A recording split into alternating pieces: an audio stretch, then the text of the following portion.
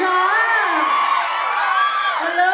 I like the idea that you did not only sing love songs to your fans, but also you sang a love song to the Lord. So Of course. let's give a round of applause, please, to Alden Richards. Salamat po kita. Yes. Is there anything else that you'd like to say to your fans? Yes, maraming salamat po sa suporta na binibigay niyo sa amin ngayon. Sa I love you all. I love you all. Abangan niyo po, this coming December 25. Ano abangan sa December 25? Gusto naman. Di pa nga tapos yung movie, uy, alam mo na agad. Pero thank you po, kasama namin of course si the one and only Bossing, Big Soto, Miss Ayoy de las Alas, of course, Maine Mendoza. At ako po, this coming December 25 is an official entry for Metro Manila Film Festival.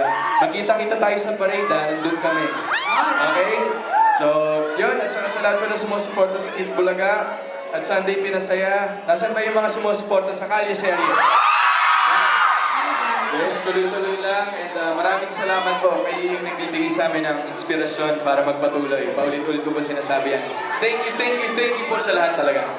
Alright, I think after the Kalye Serie, pumunta talaga sila dito. Yes, Alden, because I know in one of your interviews you said that you're very grateful and thankful to all the blessings that you've been I am receiving, so much. especially in your career. And you recognize also your supporters, who always, your followers and your Yes, fans. Aldenatics and Aldab Nation, Yes. laging nandyan.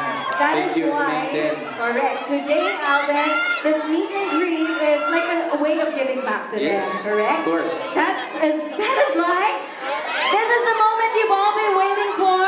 I would like to call on the 30 lucky fans who will get a chance to meet and greet Alden Richards this afternoon. Yes,